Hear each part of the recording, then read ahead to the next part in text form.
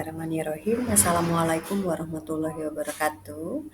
Apa kabar teman-teman mahasiswa semua? Semoga dalam keadaan sehat walafiat ya dan selalu dirahmati oleh Allah Subhanahu wa taala. Nah, teman-teman ya di pertemuan ke-12 ini kita sama-sama membahas tentang mengimplementasikan atau mengeksekusi ide, prototipe dan aplikasi usaha. Nah, teman-teman sebenarnya kenapa sih harus ada prototype ya di dalam suatu kewirausahaan ini untuk memperlancar sebuah bisnis yang akan dimulai. Nah, seperti yang kita ketahui ya teman-teman ya, proses prototype itu adalah suatu proses menemukan sebuah inovasi ya juga sebagai sarana inti untuk mengeksplorasi dan mengekspresikan desain dalam suatu bisnis.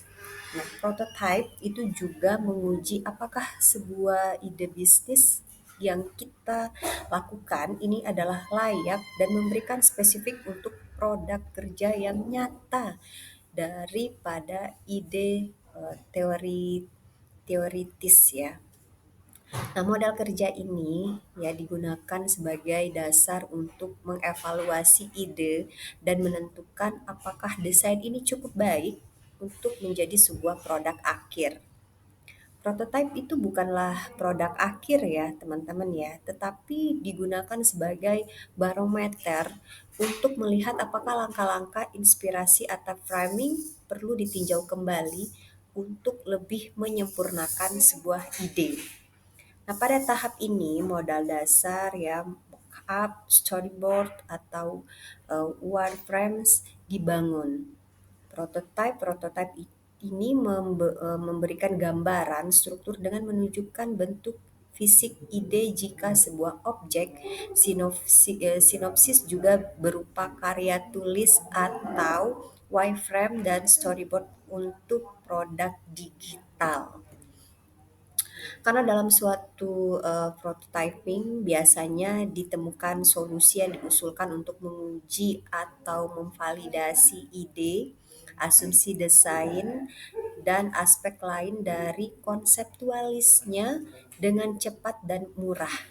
Nah, sehingga perencanaan yang terlibat dapat membuat penyempurnaan yang sesuai atau kemungkinan perubahan arah. Teman-teman, prototipe termasuk bagian penting dari setiap proses jalannya sebuah bisnis karena dapat membantu menjajahi pengalaman pengguna yang berbeda dan penguji perjalanan ataupun alur pengguna dalam proyek yang dilakukan. Oke, teman-teman ya. Jadi hal yang perlu kita lakukan yang pertama adalah kita ini penting ya dalam melakukan studi kelayakan usaha. Apakah usaha yang kita kerjakan ini layak nggak sih gitu kan atau diterima tidak sih di pasaran gitu kan. Nah, yang kedua itu adalah proses dalam tahap studi kelayakan usaha. Jadi memang kita tidak luput dari sebuah proses ya apakah ini yang nantinya dapat diterima suatu produk kita ataukah nantinya malah oke kita kayak perlu mereview atau perlu berpikir ulang ini suatu produk yang akan kita kembangkan. Lanjut ya, ada juga analisis kelayakan usaha dan kriteria investasi dan penyusunan studi kelayakan bisnis.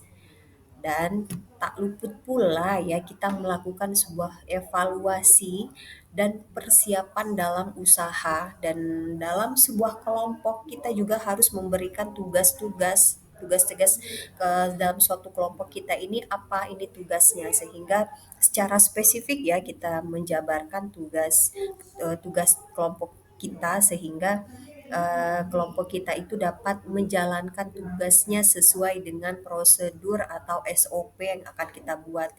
Dan jangan lupa juga kita harus membuat rencana usaha baik itu tertulis ataupun ya yang kita sampaikan. Jangan hanya sekedar memikirkan dan perencanaan saja tetapi itu tidak tertulis ya. Oke, gitu.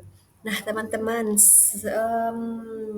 ya sekarang sudah pertemuan ke-12 dan kita akan melakukan sebuah produk yang saya harapkan teman-teman sudah menentukan kelompok dan bisnis ataupun produk yang akan teman-teman buat nantinya.